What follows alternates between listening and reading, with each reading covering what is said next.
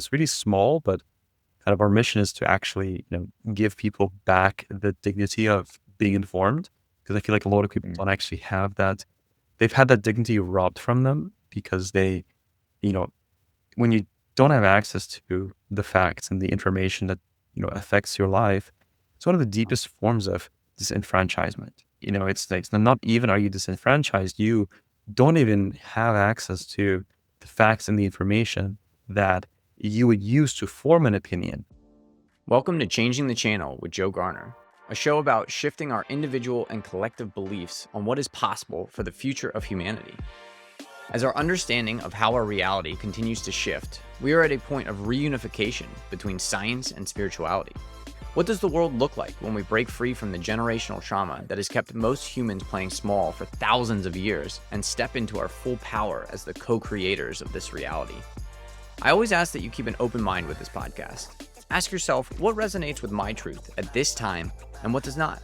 Respect your intuition, but see if you can get through the whole show because there might be that little nugget buried deep in the conversation that unlocks something for you. Welcome everyone back to Changing the Channel. I have a wonderful, wonderful guest today. His name is Shishkin, and he is the founder and CEO of Informed, which is a minimalist news concierge for the age of information. He's also a serial entrepreneur, an investor, an advisor to leading technology companies, and is in the Forbes 30 under 30. So quite the accomplishment that you've had, Kira. Thanks for coming on the show today, and welcome. Thank you for having me. It's such a pleasure to be here, Joe. Thank you.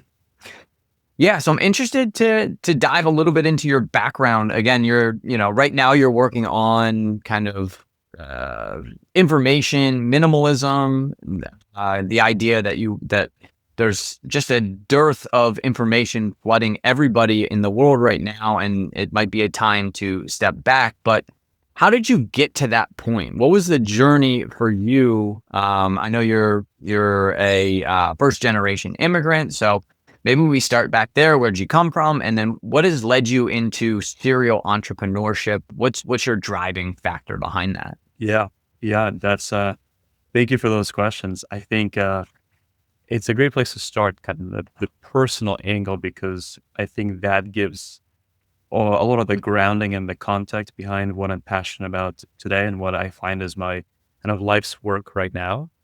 And my upbringing has been pretty international and with a bit of caveats. I was born and raised in Ukraine, in Kiev. Mhm.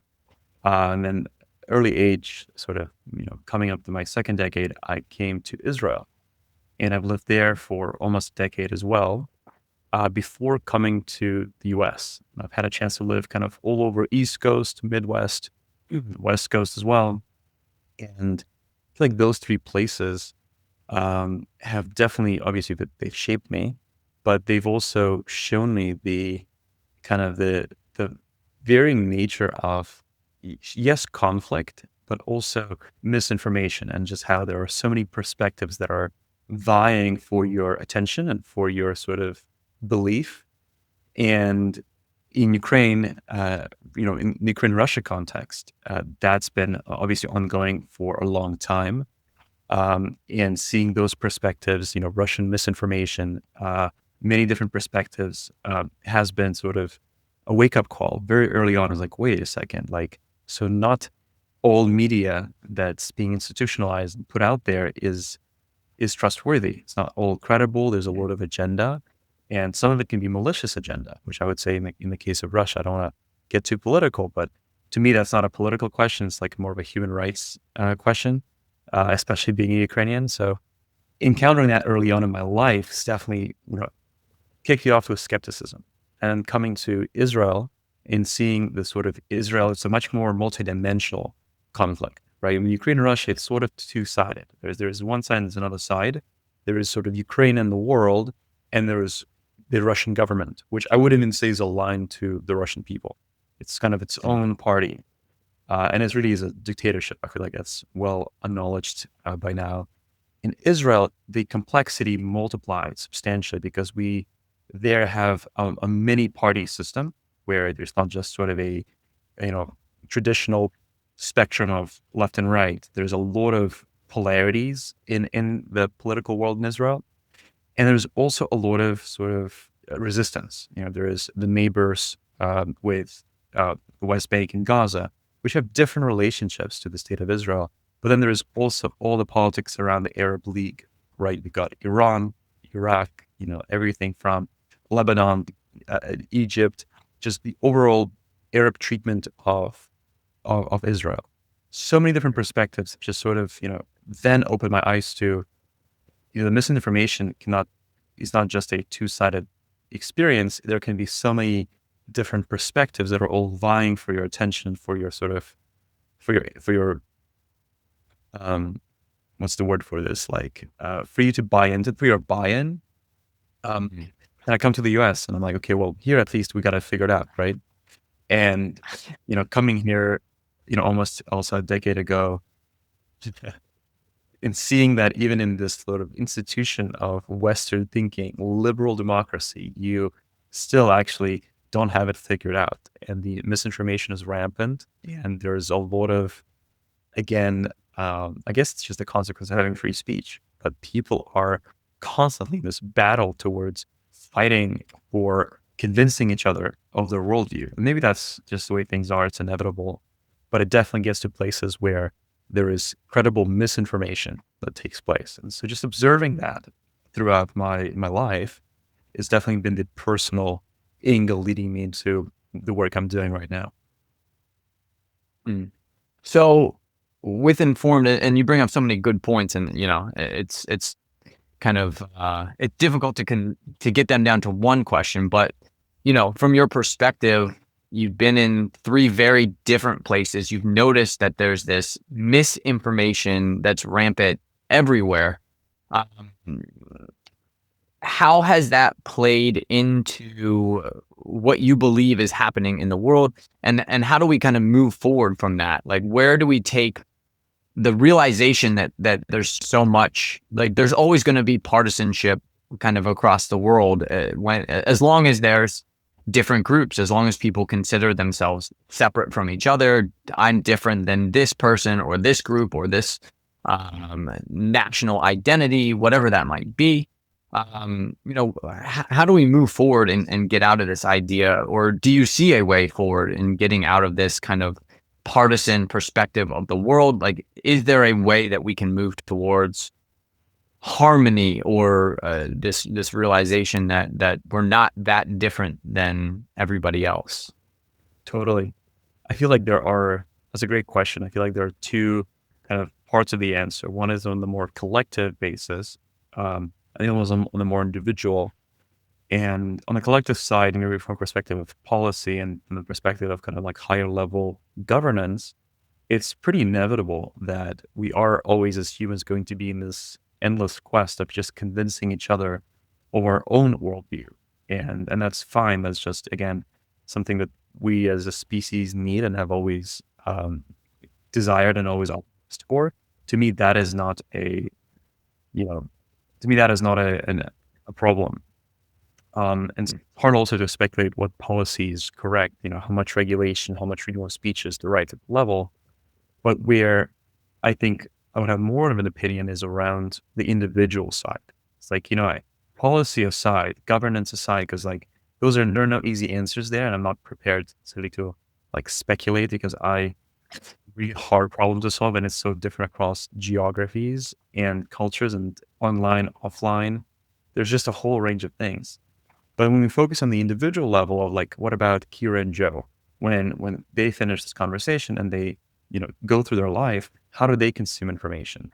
That to me is a much more solvable and controllable experience. And we should find a way to be more in charge. And so the question is, how do we, in the world that we acknowledge of information overload, of rampant misinformation, of rampant sort of multi-perspectivism, but also some of those perspectives can be toxic or straight out false or straight out of like manipulated. With awareness of that, how do we create, that's kind of like the question that I'm falling into, an information diet or a content consumptive diet that is healthy and that is that fits our needs and the kind of opinions we want to form. It's almost like a diet. I think of it as a diet. It's like, we cannot, actually, I think that could be a perfect analogy. There's tons of fast food in the world, and we all know fast food when we see it, and we know that it's not good for us. And we know we shouldn't eat it. A little bit of fast food is probably okay, but a lot of fast food, and you're going to have, the obesity epidemic in America, or many other health problems that we have here. That's just one of many.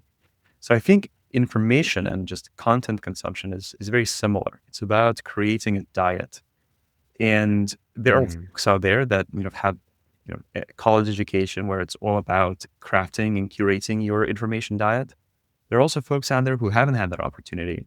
How do we help people? And that's definitely a big part of what we do with Informed as well.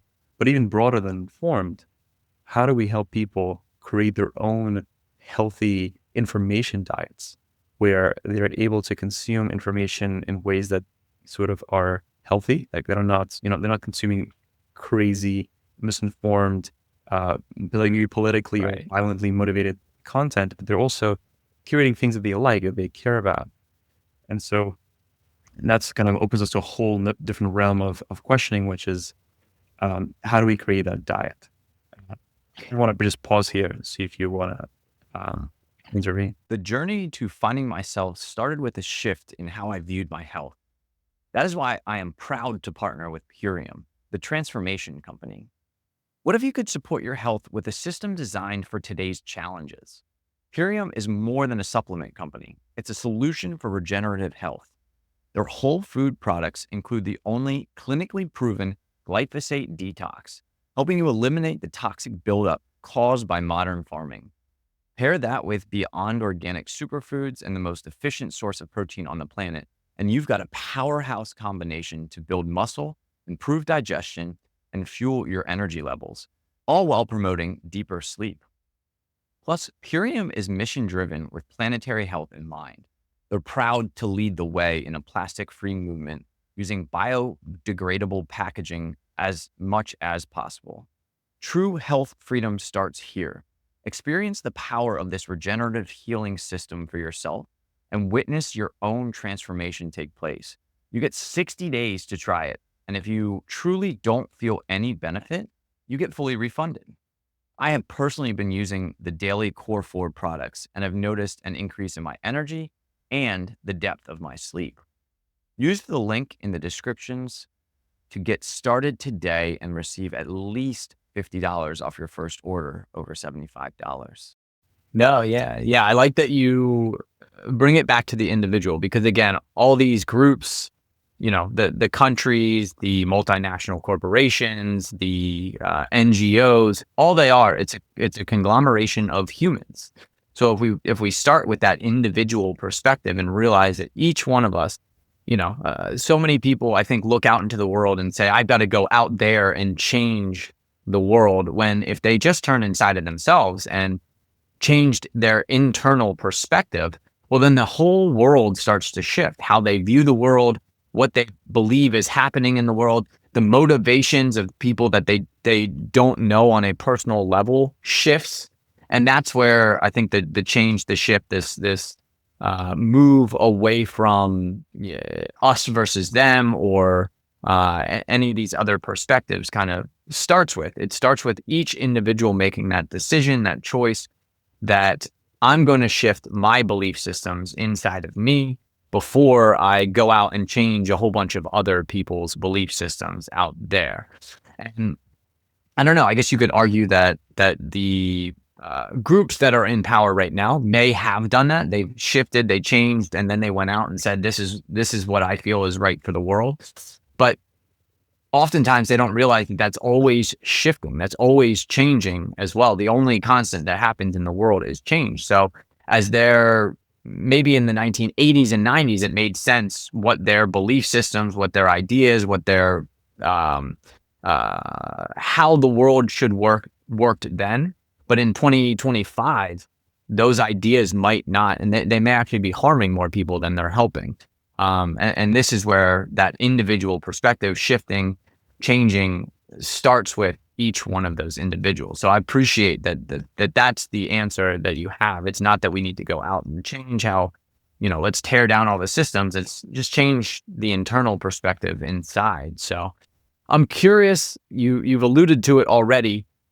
Um, you mentioned how does informed make that decision? Like, what is the process to get from hundreds of millions of bits of information that are out there that are coming in every single day? And this is kind of analogous to our conscious and subconscious mind. The subconscious mind has about 10 million bits of information that's flooding your nervous system every single second of the day. You are aware of about 150 bits of that information. That's your conscious awareness. So how do you take all this information and distill it down into what this, 5 or 6 point bulleted text message? How does that process work in the organization? Totally. Yeah. I feel like now we're kind of heading into more of the technological side of the conversation. I'm super happy to go there. It's just to kind of connect it to what we're just saying, in the curation of, a personal information diet, there are many different aspects, the type of entertainment that you consume, the type of, again, news that you consume, the type of other social content. Informed is focused specifically on fixing the news part of the world. So we kind of think of media as having two broad buckets. There's the media, and there is information media and entertainment media. Now, obviously, a lot of the social things, a lot of like the BuzzFeed, they live in the entertainment world. We, as news, lives in the information world.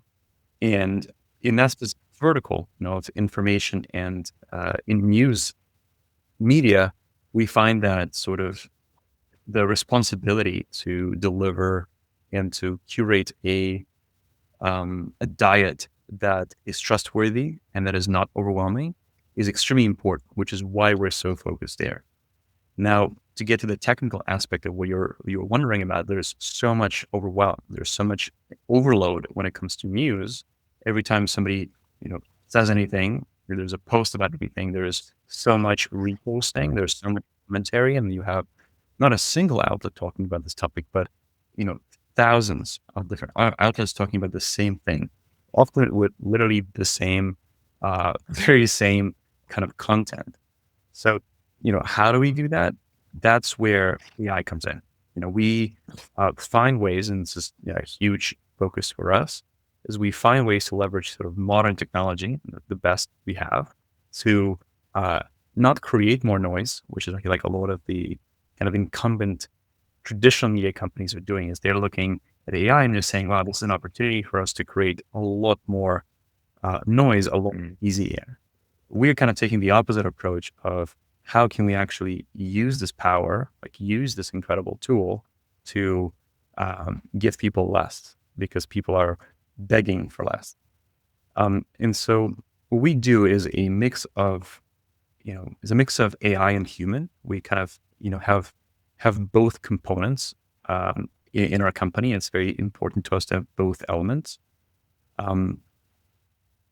The AI takes care of reading at a scale that humans couldn't possibly keep up with.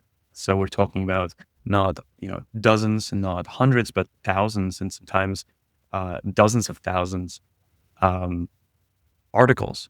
And that is already considering that we are putting away the folks that are reposters, that don't actually provide any original reporting. And we put away folks that are known to be biased in ways that aren't acceptable, perhaps. So, for example, like, very conservative Christian news organizations, which is nothing wrong with that. But in those organizations, I find there's a lot of very specific slant and bias, where for their own reader, it's exactly what they want to hear and listen to. But there isn't always a factual reporting level. And so already filtering out the reposters and the clearly biased sort of commentators, we're left with still a very big pool of outlets, and each of which spins out, hundreds of articles on any given issue, any given topic, multiple times, many times a day. We use a mix of technology where it's essentially able to read all the news of the world. It's a mix of scraping. It's a mix of simulating readership. It's a mix of weighing which articles are most important and are kind of most consequential.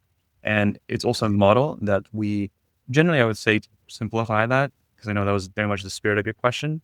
It comes down to significance, which is measured by impact on the human condition and on the markets, which eventually trickles into the human condition, faster than anything. And so Hmm. it's that significance. Sometimes we measure that, and I think that's probably our primary metric is amount of references. If something happened, you know, Joe goes to the grocery store. Is there going to be an article about it, or are there going to be 1,000 articles about it? If it's just one article, we like maybe it's not super important. If Joe goes to the White House and that's a 1,000 article event, we okay. Well, that's a more important happening than the other one. That's sort of the weighing model and how it works. And the third element, of course, that we use is the ability to summarize, which gives us the chance to actually read and cover all this content. So there's a scraping, kind of the reading element, the weighing, which is the deciding of like, this is important, not important. And then the summarizing so that it brings us to our human team. We leverage both technology and humans because they each have shortcomings, and combining them gives us a chance to actually bring out the best parts of each without sort of running into the risks associated with just human or just technology. At that last stage, we have sort of a quality assessment slash analysis of, hey, are there any systematic errors? Is this functioning the way we're expecting this to function? Are there sort of any bias left over? Sort of a human touch element to seeing, is the machine making any sort of slip ups? Now, we've actually never had an event where we were like, wow, this is dangerously wrong. But we also, if we ever do have that event, which there's always that risk, we would rather catch that before release than hear it from our customers later on. Because one thing that we do that is very unique and different from sort of pure technology companies is that we take full responsibility for the content that we put out there. If you ask ChatGPT or Perplexity or Grok on XAI, you may ask, can you give me the headlines? What's going on? You would hope they give you the right information. There's research that has done sort of benchmarking showing that 80% of news-related questions are inaccurate when you're asking a chatbot. And so we call those, use at your own risk solutions. We are not a use at your own risk solution. We are fully sort of reputational and credible. That's what we build towards. We build trust with every communication, every text that we send. And it's super important to us. Keeping the human element there gives us the confidence and ensures that we're able to maintain full trust and build that trust with every single word. And we're not really looking to get rid of that human element, human touch anytime soon for multiple reasons. One is, I think, generally the human awareness is not reproducible. Even as AI keeps evolving, it's always limited to the specific prompt or specific context in which it is deployed. And a human actually always, by default, has a broader awareness of what's happening around them. And so it's super important. It's sort of like not automated, but it's a super important feature to leave in the process. And frankly, I don't see AI getting to end-to-end reasoning within the next couple of years. I trust that, with the pace we're moving at, we'll get there eventually as an industry. But right now, we are at least years away from end-to-end complete reasoning that we can fully say we can hand off the keys to software. Right now, we certainly cannot do that. Yeah. And I think that's a good thing. And I think, being aware and the responsible adoption of AI is definitely key in, especially today, 2025, 2026, 2027, the responsible adoption. I think so many people might have this idea that, oh, well, I can start offloading like all of my tasks to AI. And it's like, well, no, I mean, AI gets 80%, maybe it gets you 80% there, but there still needs to be a human aspect, a human element involved in the decision-making process, in the, elimination of outcomes process that I think most companies aren't maybe fully taking, or most humans aren't fully taking advantage of, that it does have to be this kind of human touch to it as well. But to expect humans to go out and read 100,000 articles and then summarize them into a 3 or 4 sentence breakdown is just unrealistic. So like that symbiotic relationship that we have with AI, I think you're nailing it. It's beautiful to see how a thoughtful process in using AI can have this intelligent outcome. And then yeah, as far as like scraping, going through, searching, finding, like, are you adjusting the algorithms that are going out and scraping? Like if something comes back and you're like, hey, explain to me why you have this perspective so that it can kind of learn from its mistakes, or how does that process typically work inside of consciousness is the next frontier. And at joegarner.net, we're exploring that frontier, whether that's through one-on-one coaching, pre-recorded programs, or free utilities to expand your awareness and your consciousness. Join me there and we'll expand what you believe is possible for your human experience. So learn more at joegarner.net and we'll expand your consciousness. Yeah. Constant refinement. I mean, every part of our company is under constant and complete retraining and reassessment. There's nothing set in stone. That's part of our sort of team culture. There's nothing, even the things that we take for granted, nothing is set in stone. The way we send, the way we talk, we're constantly improving.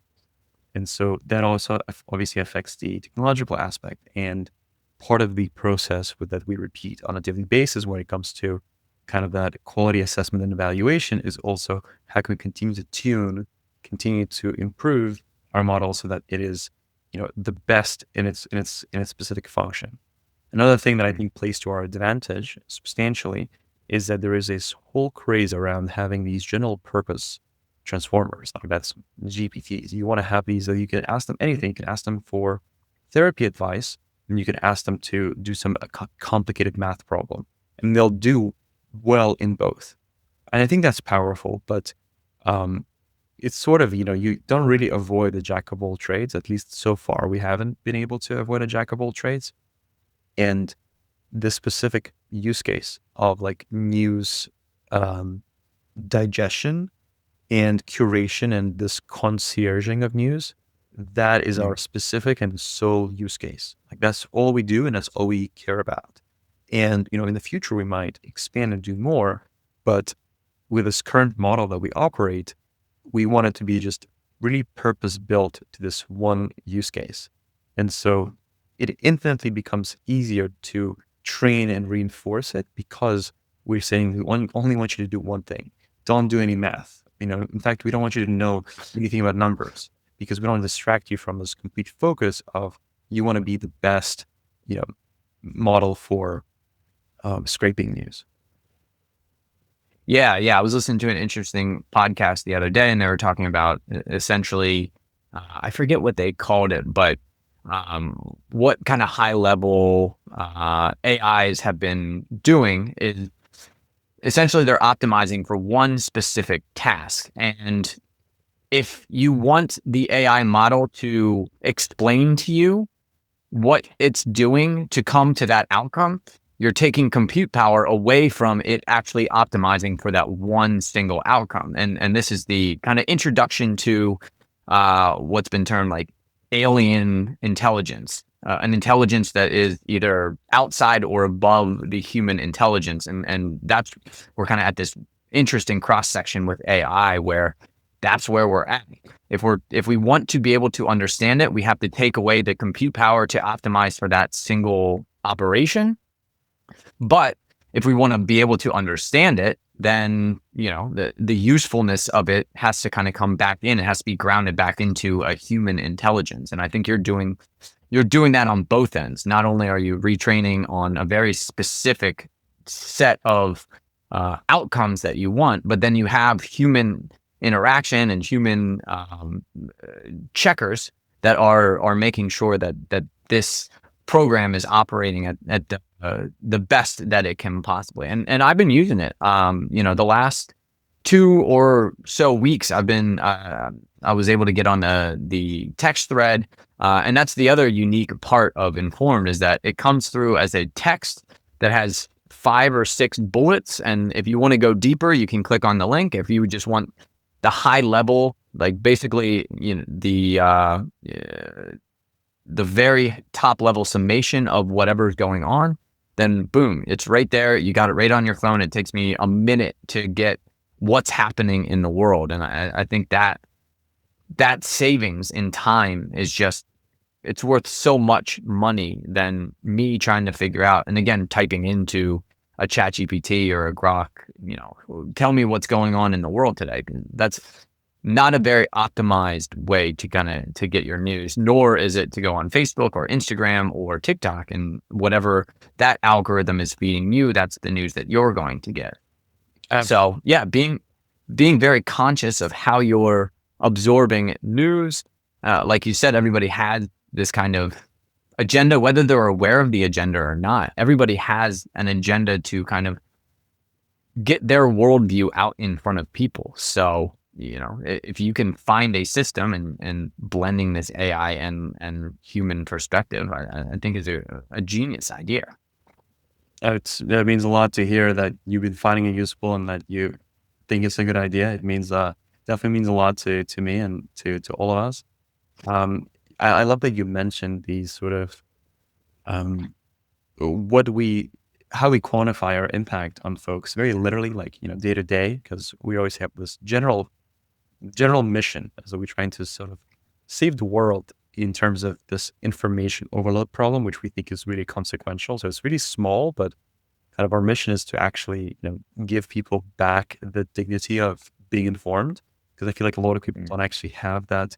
They've had that dignity robbed from them because they, when you don't have access to the facts and the information that affects your life, it's one of the deepest forms of disenfranchisement. It's not even are you disenfranchised, you don't even have access to the facts and the information that you would use to form an opinion. So you don't even have the dignity of like forming an informed opinion. Forget about expressing it. And so there are multiple ways in which we landed into this problem. Is the news have been so toxic for so long because they've sort of sold their revenue to advertisers, which have pretty quickly, but over time, turned their entire businesses into advertising businesses, where you aren't actually, they're not supported by members, subscribers. And if they are, it's a small minority, a very small minority. Most of the revenue comes from advertisers, which is terrible because that's when they start optimizing for advertisers, because now they are the clients. And those are just contradictory incentives to the reader. And I just find that what happens is you have people resigned from consuming news because they have a different agenda. It's like, why would I trust something where it literally wants me to do things that I don't want to do? And it wants me to read and consume things that I don't want to consume. Like, I came here to read this one article, but I'm being solicited to read this other thing and then this other thing, and then sign up for the newsletter and then pay for the paywall and then click on this thing to play puzzle. And now it's a crossword. And now it's a trivia game. And now what about this other article? That whole experience just destroyed trust and led people to kind of take a step back. And you ask a lot of young people, maybe younger millennials, Generation Z, like Gen Z, they don't really read the news. They're like, no, they like cringe at reading the news because they associate it with this toxic and overwhelming experience. What a sad world we've kind of arrived in, that people can't read it. People feel like they can't read news anymore because of how broken that industry has become. And so a really small use case that we're trying to solve, but so consequential, because on top of, getting news, getting information that is important to you, you actually get to form opinion. And you at least get to form opinion on the same fact base. So at least you and I, we can disagree politically, culturally, socially. But if we have the same set of facts, at least we have a reasonable disagreement. But if we're not even operating on anything factual or a completely different fact basis, we are in these polarized echo chambers that are, our country is way too famous for. And, I see informed in our work there in sort of this news, reinventing news as very much a a very small but foundational piece of this pyramid that's been rotting for many years. Right. Yeah. And I'm wondering, like, what do you see? Again, this slow creep towards, some would call it like a capitalistic incentive or incentivizing for profits. Um, how can a society make sure that the information arm of their society doesn't move towards this? Because, like you said in the beginning, even those Gen Z news organizations that started, I remember in like 2015, 16, there was like a pretty big explosion of these non-traditional news formats that were coming out, and they were unbiased, no slant. They had a left and a right pundit on there always, and they were usually pretty good conversations. And then generally, slowly, those move towards more. They have opinions. There's a directive. They're funded by larger and larger and larger advertising budgets. Um, how can we? How can the society basically start to move away from that? Is that just a remnant of this past uh, 50, 60 years, or is this a part of human psychology? Yeah. There's a lot in there what you said. I feel like you almost mentioned it, like there have been alternatives coming up. And where are they now? I think Morning Brew is like a famous, brand in newsletter content. And it's just a good one to pick on because they, I think, started with a similar mission to us. They're like, we want to make the news more accessible to folks. And where have they become? It's actually, disgusting. I think it's actually disgusting. If you look at a Morning Brew email today, just pick any one. It is so drowned in advertisement, in verbosity, in extraneous material that like people don't ask for. You look at it and it's like, this is actually worse than the article online. And, I love sometimes I, literally would pull up an email and like, just look at this. Let's just walk down this email. It's just ad after ad. And there's a sponsorship, a larger version of an ad. And they're interspersed in between content. I mean, I have the same criticism for both newsletters and articles, but sometimes you can't tell if you're reading the article and there's an ad interwoven or a sponsorship interwoven in it. You can't even tell sometimes. You're like, wait a second, Right. have I been reading an ad all along? Or Hmm. when did it switch? I was like, wait a second, is this sponsored? Is this an advertisement? Is this fact? Is this an opinion? Is this reporting? Or is this another sponsorship? It's just, this scrambled egg, of a mix of incentives that, again, you didn't consent to. You didn't really want to be there to be solicited. You're not there to play a crossword or a puzzle or some other game. And now I'm picking on New York Times because they're, formidable in terms of their ecosystem being just rich with crosswords, puzzles, trivia. Morning Brew is the same thing. It's just terrible. And when you look at the length of the Morning Brew email, if you were probably like lay it out, it's half a football field. It isn't, but it's close. It's much larger than a news article, that's for sure. And the actual content there that you would, come for it's hidden. It's sort of like there's probably a few paragraphs worth of actual like content in an email, in the Morning Brew email, but then there is actually, gosh, like multiple screens of scroll worth of images, credits to the images, swag, promotion, little line, in partnership with Yahoo Finance, now in partnership with Casa, in partnership with this, in partnership with that, all this extraneous content. It's these alternatives that you mentioned that have appeared over the last, decade maybe or so now. Where are they now? They don't serve that function. And they certainly, if they ever had that goal, they've steered away from it. And maybe to blame is consolidation. When a larger company buys these new younger players, and I believe Morning Brew was acquired, they kind of lose that focus. But now in this kind of day and age, there are virtually no options for a truly respectful and a truly aligned media that doesn't try to solicit you, doesn't try to upsell you, tries to do something. And we do a lot of research, just benchmarking, looking at our peers, looking at anyone who looks like a competitor. I would say we're doing competitor research, but we have no competitors.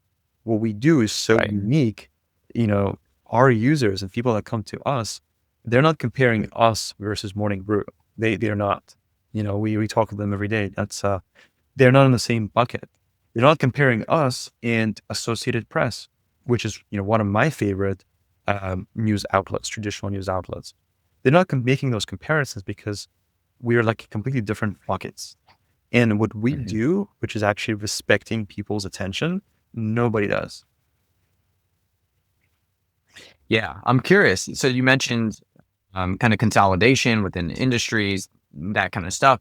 You have a background in venture capitalism, which is kind of famous for doing similar things, consolidating, synergistic combinations between companies, really working with people and how can you elevate a company from 1 million to 100 million to a billion, how you can kind of get there. So from your perspective, like, how do you balance that? How do you balance this idea of venture capital? And this is like what seems to be kind of the ultimate level of capitalism is hyper efficiency across all industries, almost coming underneath one or two or five or 10 different organizations.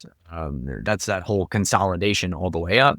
How do you balance that with understanding that consolidation, at least within the news and information realms, is not the best outcome for humans, for all of humanity? Yeah. Eh, I do think that at the same time, and I think in the news realm, like consolidation has its pros and cons. I wouldn't say necessarily it's the answer, but I also wouldn't classify it as like the evil of the industry, because there's also an absurd amount, there's like a huge proliferation of creators that do news related content. You go to TikTok and there's all these many different now news personalities that are, reading the news to you almost literally, that are becoming these sort of like retail, retail anchors where they are talking about the news. They're giving maybe a stint, a personality, an opinion, and a color, but they're talking about news. There are so many different creators now. If you look at the podcast realm, there are so many different podcasts about news that some consolidation is probably not a bad idea.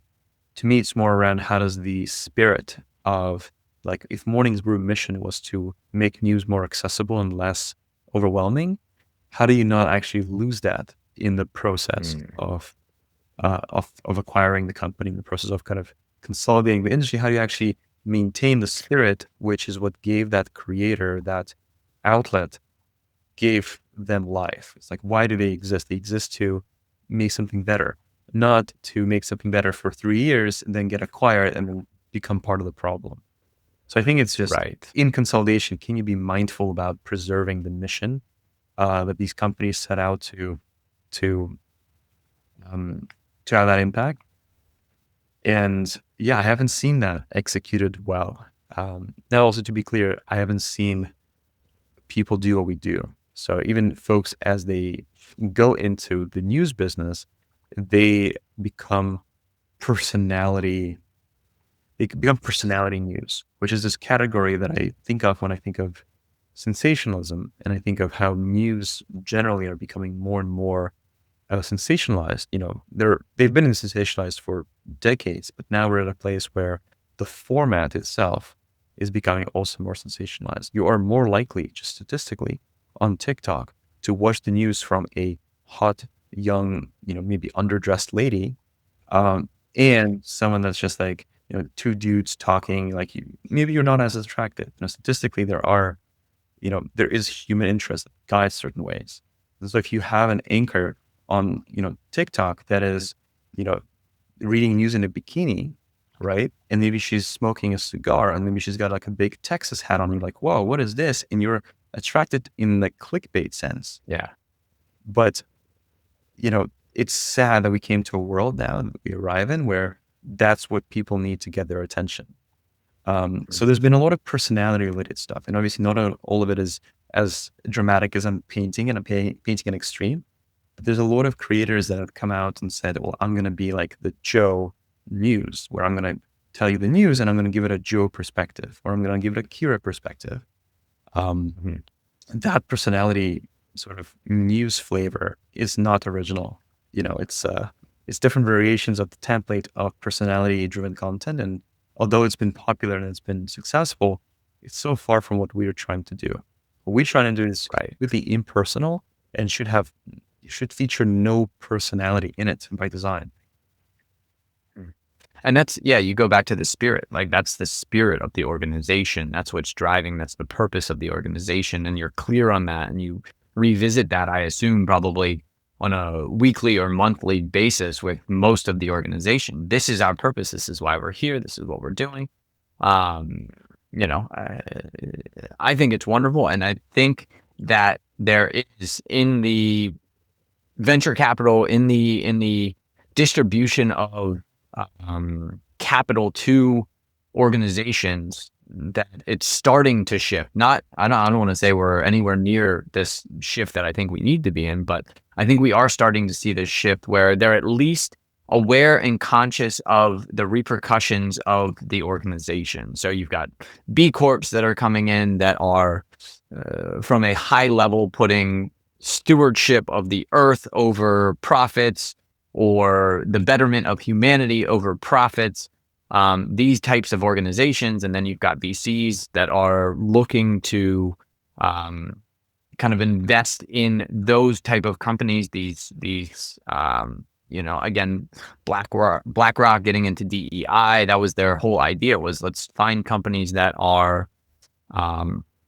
doing it a little bit differently, not just profits over everything, but success of everyone over everything, and starting to generally see that. So I think for companies like you, this is an amazing opportunity. You're starting it right at the right time, and to kind of be able to, if you do, let's say you want to get out in 3 or 4 years, I have a feeling there's going to be a venture capital company, a venture capital firm, and I've seen a few of them. I'm connected to 1 or 2 of them where that's their goal. Their goal is, at least their stated goal. And again, to know somebody at the fundamental level is just hard. You're not able to do that unless you're sitting in a room with them, and you get an hour or 2 of their time. Then you can really get to know somebody. But little clips and peeks at who somebody isn't always that. But from everything that I've seen from a few of these organizations, one of them being orthogonal thinking, they're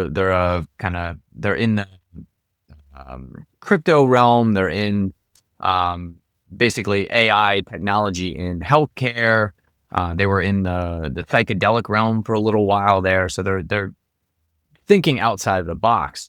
And they're a venture capitalist. Like that's what he did. The guy's name's David Nitzak. I don't know if you're familiar with him, but he's been in the industry for a long time, and he does seem, he's going through this kind of like consciousness evolution and understanding that we can't just do things for the benefit and profit of shareholders, that it's time to start doing things for the benefit of everybody on the planet, the entire organization. And that's where I think people that are on a more liberal leaning perspective, that's their goal, that's what they want. But the ability to affect change in the world typically comes from the people that have a little bit more of a right-leaning perspective, and starting to come together instead of spreading apart is I see is the only way forward in this, first in the country and then across the world, to be able to do that. So I think AI is playing a huge role in that, and I'd love to better understand. You're experiencing AI on a constant basis almost every day. Like, what do you see as the future of AI? How is AI playing out, pre fully cognitive thinking and then maybe post fully cognitive thinking? Yeah, I think to bring it into like the context in which we've been, I think AI is going to have, two main, and it's sort of comical. It's going to have two main use cases. It's creating noise and reducing noise. Obviously, we know which side we're on, and but we're also seeing so much traction and interest from industries that create noise and just create content, saying, "Hey, how can I automate everything from LinkedIn from LinkedIn posts to actually like writing books, and how can I make content generation as easy as possible, as frictionless as possible, as end to end as possible?" And so I think as AI sort of transitions from AI to kind of the next buzzword, AGI, and now it's ASI, artificial super intelligence. I feel like that's what Sam Altman said just the other day. And as we kind of come up with these new labels and hashtags for intelligence, and it just keeps growing and evolving. I don't know if you've had a chance to try the $200 chat GPT, but it's just unbelievable. Like the difference between like obviously the free and the $20 point and $200 is just mind boggling. So we're already really far ahead, way more than I think we could have imagined even a few months ago. As that continues to evolve, that technology ultimately in the context at least of our industry, and I think many industries as well, is going to be how can we produce content? Because that's ultimately what people communicate through, that's ultimately what people are swayed through. So people are going to be thinking, how do we create content with that? How do we create content that sounds and is sort of as human as possible? On the other side, there's going to be folks like us. Is how do we actually reduce content? How do we actually take all this overload that's just going to keep proliferating, and how do we actually create less out of that? So sort of there's going to be like two camps, the red and blue team. The red team is creating content, and the blue team is trying to undo that noise generation. Yeah, that's going to be interesting to see how that all plays out. And I imagine the more amount of content that gets put out, whether that's on a social media company, on, directly to your browser.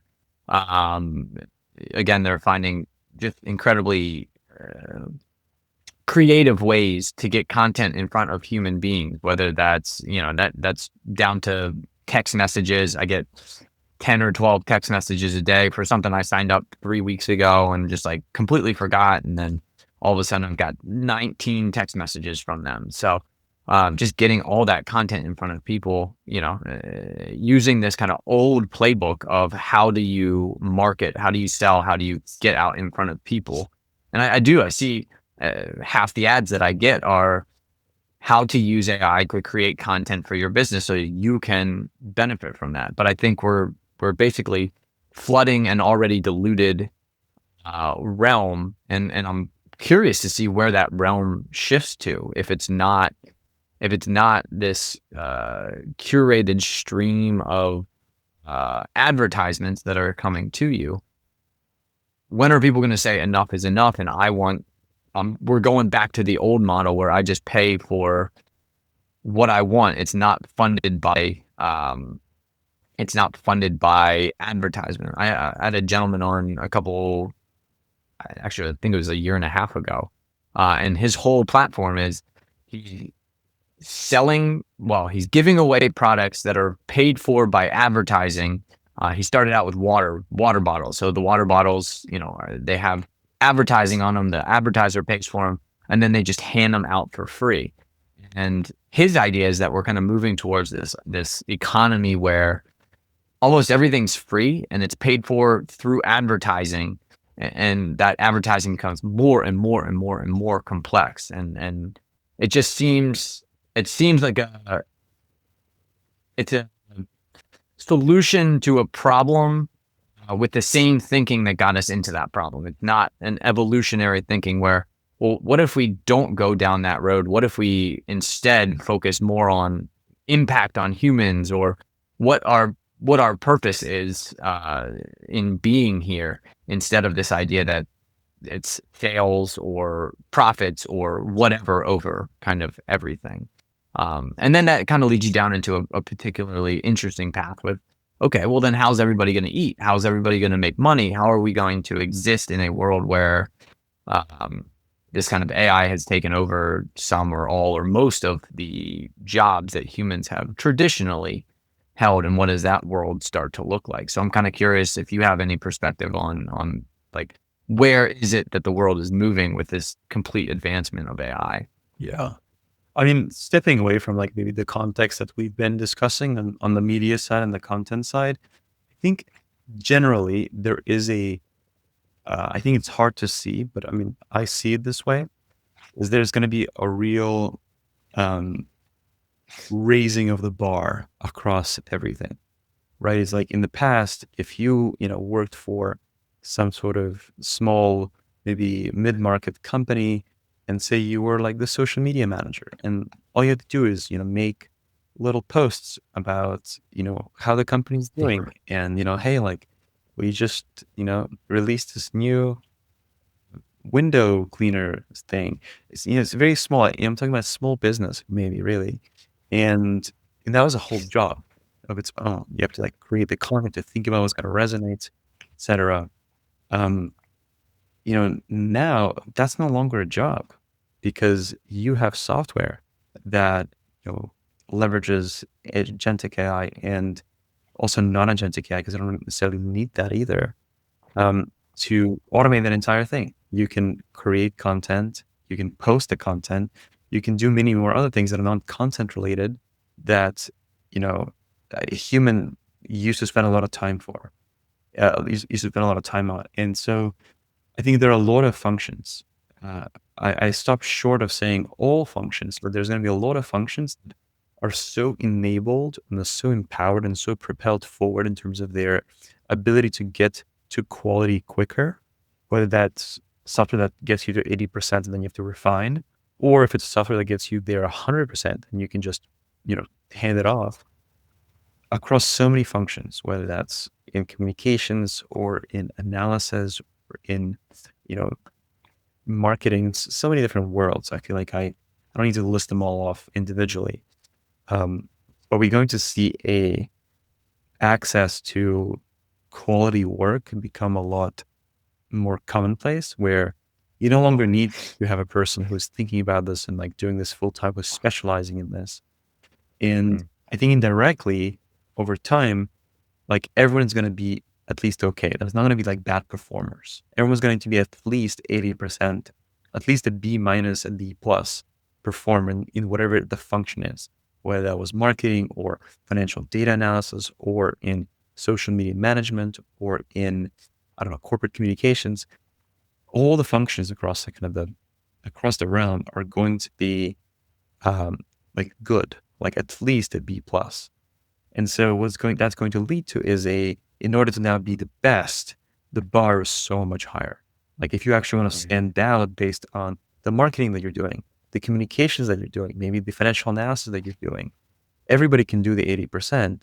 And so can you do the 100%? Can you actually get to that distinguished performance where you're clearly leveraging AI, but you're better than it versus when you're just leveraging AI and you're saying that's enough for me. So I think everyone's going to be at least okay in whatever they're doing. And that's probably a good thing. So they're not going to be like any bad performers because there's no place for bad performance. If ChatGPT can get you 80% there, most cases, you don't need to be a specialist. There's going to be a real sort of raising of the bar. If you want to be the best, you have to really put in the hustle.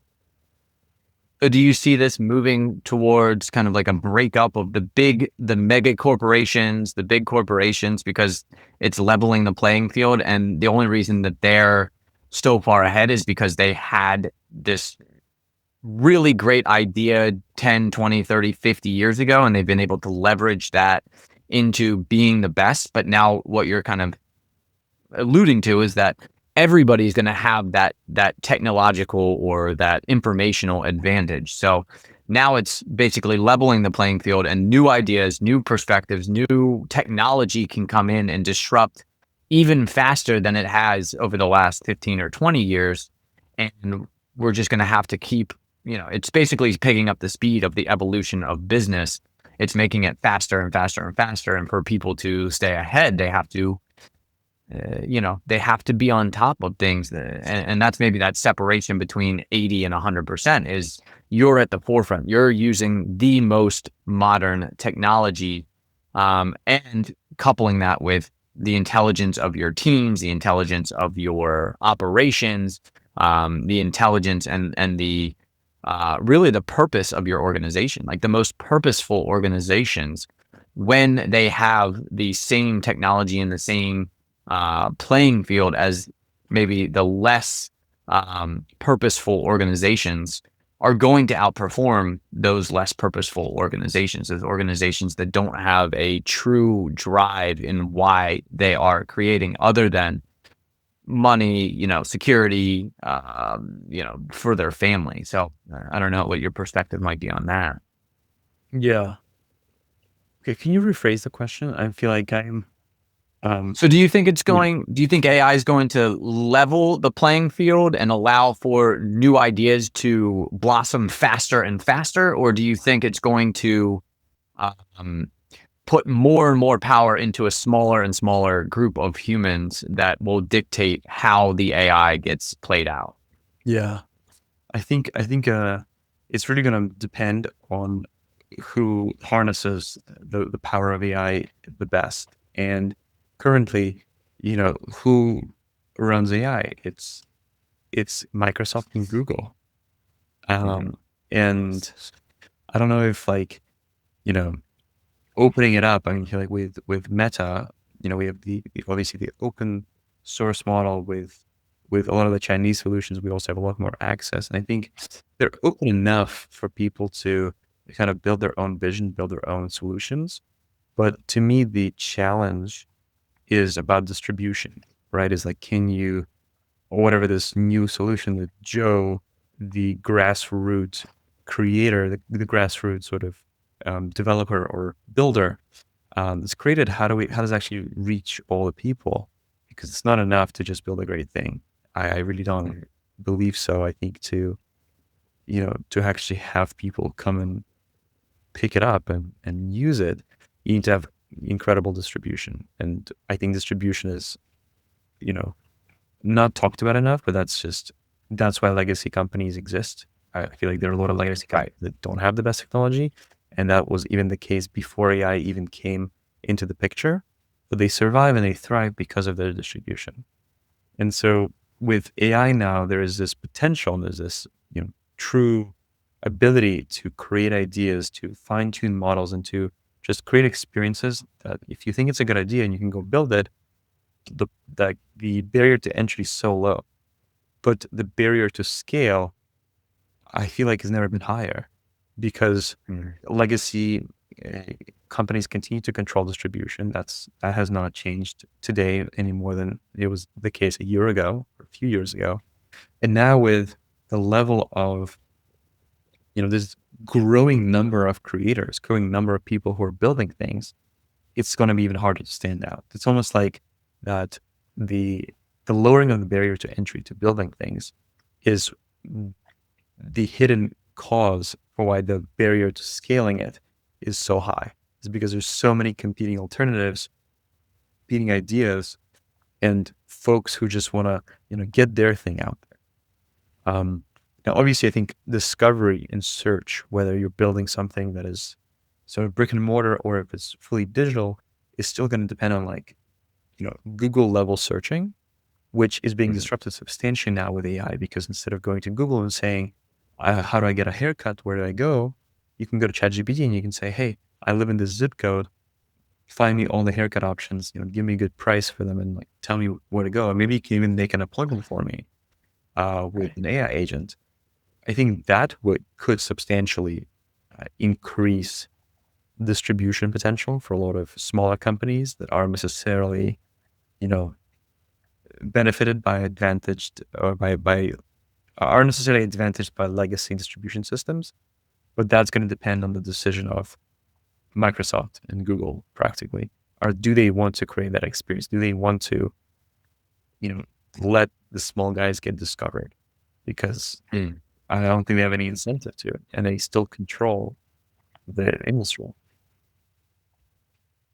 Yeah, it's going to be interesting to see how that does all play out. Yeah, because it does. It's controlled. There's three major players that are still in the organization, and that's why I think a lot of people were very excited with Sam Altman and OpenAI, and it would be fully, a fully open sourced platform. You'd be able to go and check what's going on the back end. And I do believe, I'm not 100% sure, but I think Grok is still 100% open source.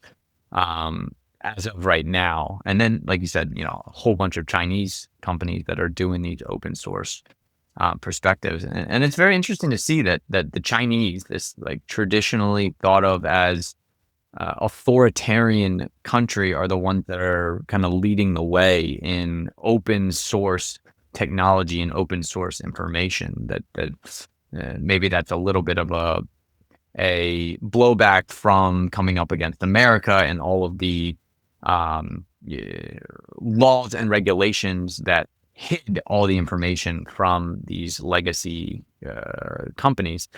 They're kind of pushing back, and this is like their knee-jerk reaction to it. So it's kind of interesting to see how China has become this kind of hotbed. But I will say, at least a year ago, I was doing a little bit of research into it, and the three companies that have the most open source projects in the world were Google, Meta, and Amazon. They had more open source projects than anybody else in the world. So, they've got a few arms that make a ton of money, and they are operating and giving back through these open source projects, through these open source ideas that they're giving back. So I think everybody's kind of moving towards this, and I'm very hopeful. I'm very hopeful that we get to a point where this technology is used to make everybody's life better, not just business owners and not just individual groups of people, but anybody that has a great idea. They can go in, they can create the idea, they can build the business, they can make it work, and they can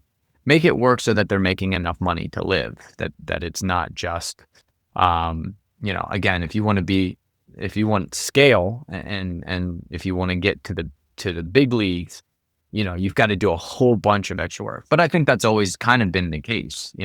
Any company that's wanted to scale to get to that level has had to have individuals that were incredibly driven, that wanted to work 80 hours a week, that were ready to put in so much effort.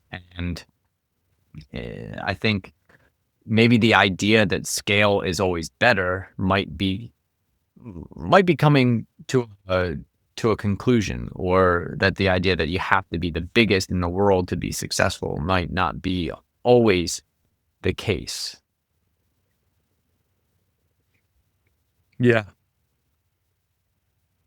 I think there are a lot of things that are being challenged right now, and I'm excited to see the decisions that these big players continue to make, because so far, as you mentioned, China has been really leading in access to AI. I feel like with DeepSeek, that's been the most, I guess you can now say with XAI as well, but it's been interesting to see that not all decisions made by large technology companies are necessarily aligned with what users want, and I'm excited to see how it unfolds.